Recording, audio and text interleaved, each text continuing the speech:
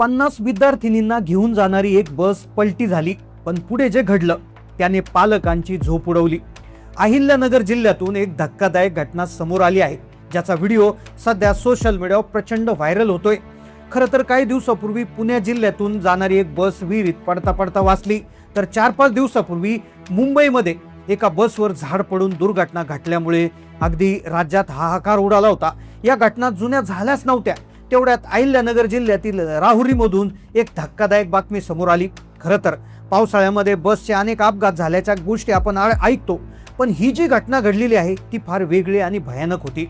ही घटना घडल्यानंतर सुरुवातीला सांगण्यात आलं की बस अनियंत्रित झाली म्हणून ड्रायव्हरला काहीच करता आलं नाही, मशीनमध्ये बिघाड झाला असावा त्यामुळे अपघात घडला। पण जेव्हा ड्रायव्हरच्या पाठीमागे बसलेल्या एका मुलीची मुलाखत समोर आली, तेव्हा तिने जे सांगितलं ते ऐकून अख्ख्या महाराष्ट्रातल्या पालकांची झोप उडाली। खरं तर ही घटना काल सायंकाळी घडली, पण आज त्या बसमध्ये बसलेल्या मुलीने कॅमेऱ्यासमोर जे सत्य सांगितलं त्यामुळे अख्ख्या राज्यातल्या पालकांची झोप उडाली आहे। कारण की गेल्या 3-4 दिवसामध्ये अनेक घटना घडल्या, त्यामुळे पालक घाबरू लागले आहेत। पालक म्हणतात की मुलांना आता बसने पाठवायचंच नाहीये। मग काय या अपघातामध्ये विचित्रपण आहे, काय त्या मुलीने याच्या मागचं सत्य सांगितलं, त्या ड्रायव्हरच्या केबिन मध्ये नेमकं काय सुरू होतं की ज्यामुळे सगळे पालक घाबरले आहेत। मुलं कधी खोटं बोलत नाही, मग ड्रायव्हरने मशीनचा बहाणा का केला, काय होतं या अपघातामागचं खरं सत्य, चला जाणून घेऊया संपूर्ण सविस्तर रिपोर्ट। खरं तर अहिल्यानगरच्या जिल्ह्यामध्ये अहिल्यानगरच्या राहुरीमध्ये वातावरण सर्वसामान्य होतं। तुरळक पाऊस सुरू होतो। घटना काल दुपारची होती। नेहमीप्रमाणे राहुरी शहरातील भगीरथीबाई कन्या शाळेची घंटा वाजली। शाळा सुटल्यानंतर तांदुळवाडी, कोंडवड व शिलेगाव या भागात जाणाऱ्या सुमारे 30 ते 50 विद्यार्थिनी आनंदाने आपल्या स्कूलमध्ये बसमध्ये येऊन बसू लागल्या। आल्हाददायक वातावरण होतं, धुक्याची चादर होती, रिमझिम पाऊस सुरू होता।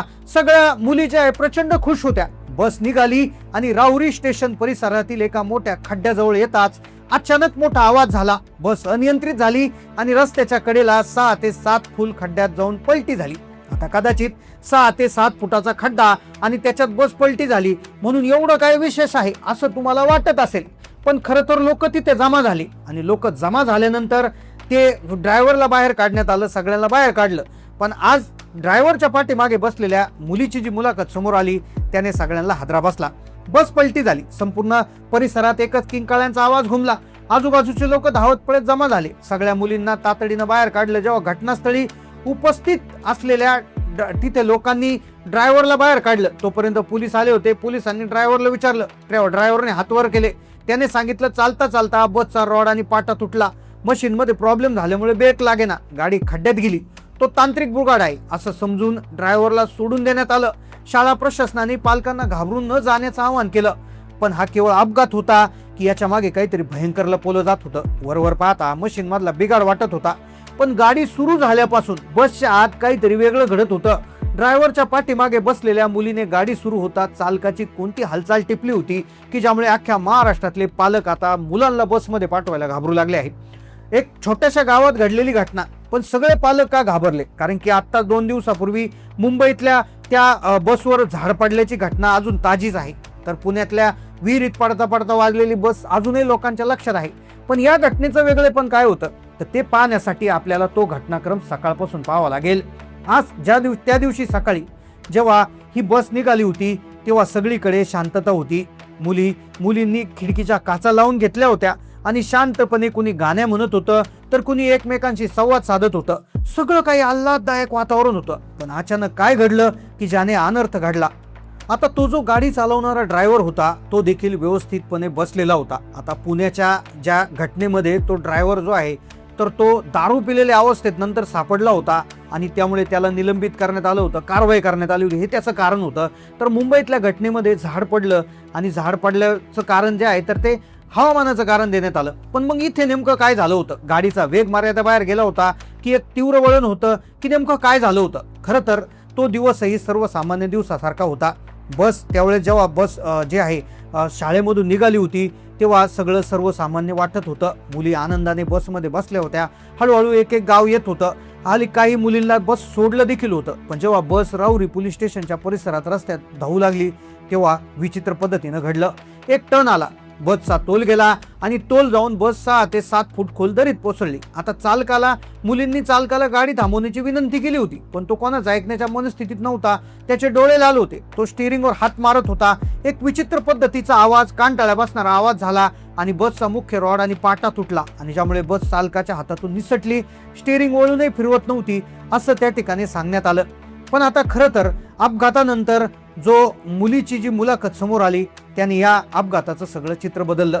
खरं तर ही काल सायंकाळची घटना होती, पण आज सकाळी जेव्हा या अपघातामध्ये एक विद्यार्थिनी त्या बसमध्ये बसलेली होती, ती त्या ड्रायव्हरच्या पाठीमागेच बसलेली होती आणि त्या विद्यार्थिनीची मुलाखत घेण्यात आली. तेव्हा तिने काल दुपारपासूनचा घटनाक्रम सांगितला. तिने सांगितलं की जेव्हा शाळा सुटली तेव्हा मुली बसमध्ये बसत होत्या.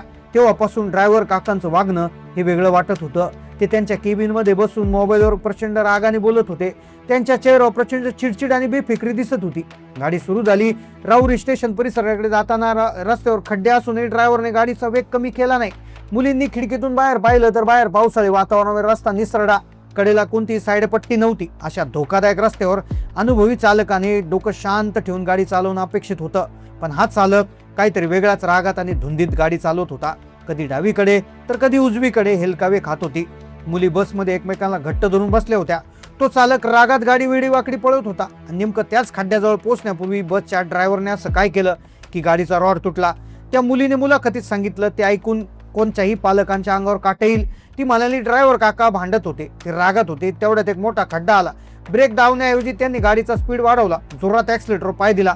रस्ता आधीच खराब, त्यात भरधाव वेगात ती जड बस खड्ड्यात प्रचंड आदळली आणि त्या धक्क्याने बसचा रॉड आणि पाटा तुटला. म्हणजेच तो अपघात मशीनचा बिघाड दाखवला जात होता. तो खरं तर चालकाचा अतिवेग आणि निष्काळजीपणाचा परिणाम. पण चालकानं खड्डा बघून गाडी संत केली असती तर रॉड तुटला नसता, ती बस खड्ड्यात पलटी झाली नसती. मुलगी अजून पुढे सांगणार होती. या धक्कादायक खुलाशानंतर आता ती पुढे जे सांगणार होती त्याने सगळ्यांना धक्का बसणार होता.